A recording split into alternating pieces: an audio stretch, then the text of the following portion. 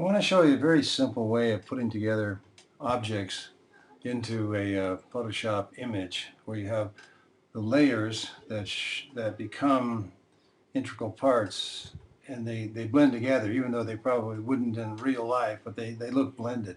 For example, this is the finished product, and if I turn off all the layers, I'm down to this really bright green background layer. I'll use that just so I can see the difference of things. And what I'm going to do is I've got this car, a Mercedes-Benz 300 SL, that I've cut out, including the windows, and placed it just here in the picture. I've also cut and put in a car's shadow that sits below it as if it were the sunlight was, or some form of light was coming directly above it. And so now a lot of times with that shadow, I will change it in the opacity down to 50% or something less, so that it's not quite as dark. In this picture, it's going to be very dramatic, and dark is okay, but I just want to remind you that you can do some changing of opacities if you want to. And I just click that away and it's back to 100%. Now, there's the foreground shape. Uh, the middle ground shape is going to be this railroad crossing, and I've cut that out, and if I turn this off and on, you can see I've just taken a picture of a railroad crossing guard with its gate up, and I put the car back in, and there it is, as if the car had driven there and stopped. Now, I want something dramatic in the background, so I've found a picture at night of a structure, house, barn, whatever, and it's, the sun is setting and the storm is coming, and there's a light, or there's actually, if I take the car away, there's a lightning bolt over there, but you can't see it for the car. I could probably move that around a little bit. It's not that important at the moment. But it's the picture now. It stops here at the bottom of the black. And there's a horizon line, and I can see through the glass of the car as well as around it. Now, this green I don't want there, so I've added a layer here, and that is a black gradient layer, so that it's gray, light gray here, and it's getting dark black here. And it virtually goes behind the whole thing. If I turn off that, you can see I've got it as wide as it could be. So that completes the picture of the car. I'm adding a little lettering here, and I'll draw the letter dramatic image making, as if we were using this as an opening graphic for some magazine article on dramatic image making. So now all of my images are on, and I put together this shape. Now there's stuff we'll work on down the line where we cut out the car, we make the lettering, and we arrange this, but I wanted you to take the elements, just put this together. For example, I'm going to have my basic shape here, and if I go to my image size, I've created a new, I went file new, and I said image size, and I want it to be 4 inches wide and 3.2 inches high by 400 resolution.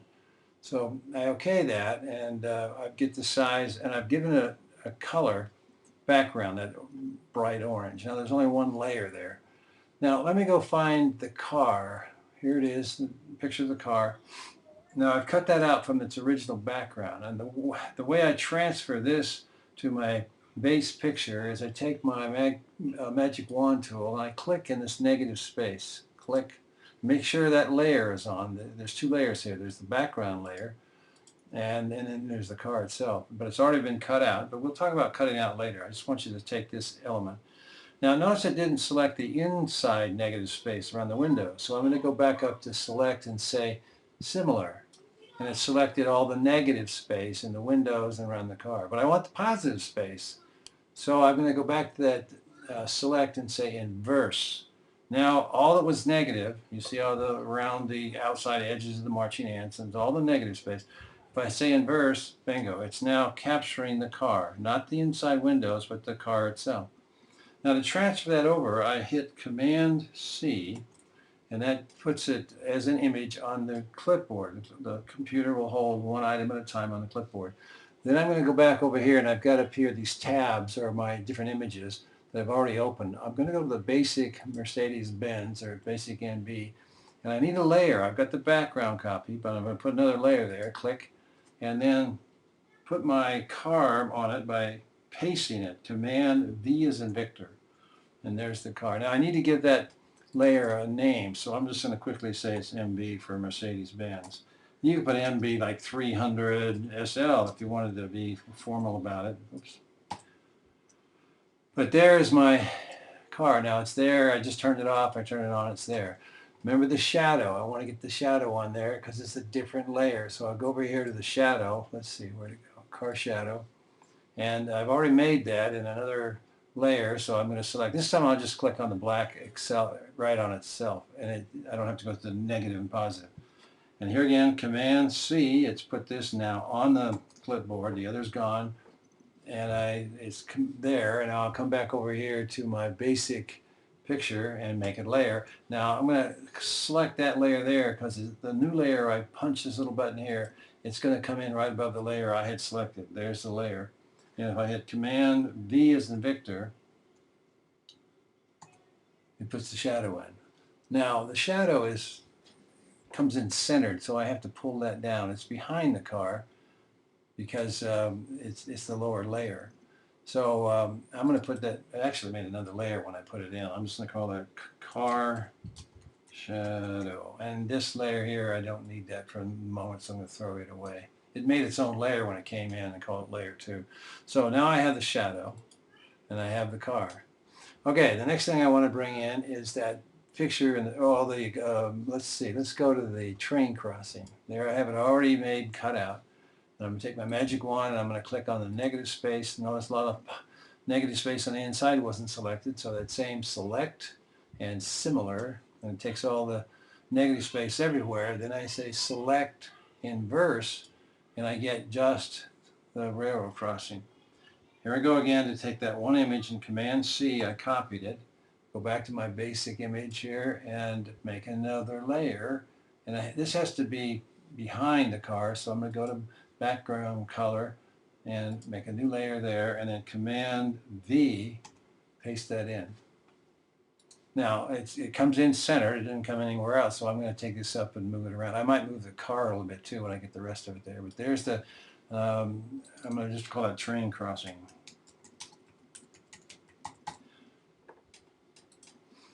Now the picture of the night, let's see, where'd it go? Storm barn, I called that. Okay, so there's my image. Now, I want that whole thing. It's selected. If it wasn't selected, I could just Command A key and it selects. Well, I don't want the whole thing. I want that image. So I'm going to go back to my magic wand and click on the negative space. The reason I didn't click on the positive space is there's two different colors there. See, it takes just that blue, and it takes me a long time to get all those colors in there. So if I select the background, then I've got all the negative space, and I say select, inverse, and I have the whole picture positive. Same cut and paste, Command C copies it, and then I go to my basic unit, and I'm going to have a layer for it, and I'm going to put it right above the background color, and I'll paste it, Command V, and paste in.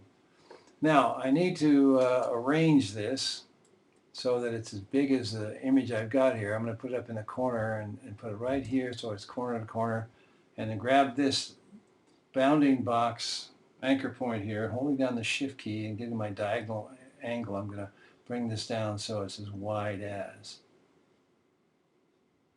Now I can say, okay, I like that. Maybe it's a little high. I can drop this thing down a little bit lower. And then I have to rearrange my elements, the car. Now, I've got the car and the shadow. To get both of them to move, I have to say okay to that because I made it a different size. I have to apply that. If I want the Mercedes and the car shadow, I select the car itself, and it blues the box here. And then hold down the command key, and it will select two of them. And they were placed where I wanted them, so now I just drag this down. I'm going to back it off and maybe put like, look, I can get the lightning bolt in the back seat. Or maybe I want to see the building more. There, I'll do that. I can still see the building, still see some of the lightning bolt and some of the horizon line. And so that works. Then I'll take the train crossing just by itself and I'll put it down here so that it's like on the ground in front of the car, or behind the car, I'm sorry.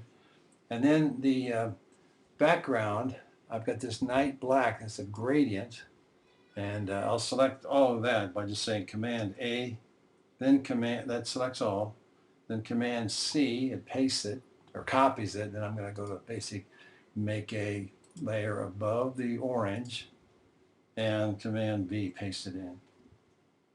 Okay, so the gradient sort of gives me a cement looking thing, like there's a light above it shining down on the car, creating this shadow and a sort of light on the asphalt here. Notice up here though, it's a little bit, it's black and there's blue going on there. There's a couple things I can do to fix that. One, I could put another layer just above that one, this one, and I could find that color, my blue here with my eyedropper tool. I'm going to select this blue right here. Now notice there's two blues, but I'm going to select that blue there, and there it is in my foreground color. I'm going to make a rectangular marquee tool, and I'm going to put a rectangle up here on top. Now it's going to be above my black layer. It's right here. I'm going to put Option Delete, puts the foreground color there, and it's getting better, but there's that black thing there. If I wanted to really go after that, I'd probably gradient it by taking my secondary color, changing it to that darker blue. So I've got a dark blue, almost black, and blue here. And then I'll take my gradient tool, and here's my colors there, and it's starting with the dark going light. So I'm going to start on this thing and start dark back here and go to the light and see if that does anything for me. Whoops, you know what I've got? I've got circular. I want linear there. Now it's dark here, so I'm going to start there and go towards the light. And when I turn that off, with Command D turns it off, it's not quite as noticeable, although if I come here and back to my night sky and get my eraser tool and make my eraser tool really a large, like 200, that's hard, let's go to 100, then I can erase some of this blue up here and just sort of blend that in a little bit. Now you can't tell hardly at all that isn't how it was supposed to be set up. Okay, that means I've got to go over here and say this layer, this is my dark blue sky. And then this one is, this layer here is my, I'll just call it high blue. Now eventually I can put all this together and say there it is. I've got that lettering though I wanted to put in. Remember the lettering right here? Put it on a different background so I could see it. It was orange on orange. Select one of the color. Whoops, let's see, I gotta go on that layer. There it is, on that layer. Select that color and then say select similar, and it picks up all the orange. And I'm on the positive, not the negative. Okay, so Command C, I copy that. I go back to my basic, and I put another layer here on top, and Command V as in Victor, put that in there. And then I can come around here and say, okay, I'm going to place it. See how I've set that so that it's indented a little bit. I can put it up there. I can put it right there. Not too close to be in the way, but you know, something that looks good in your layout.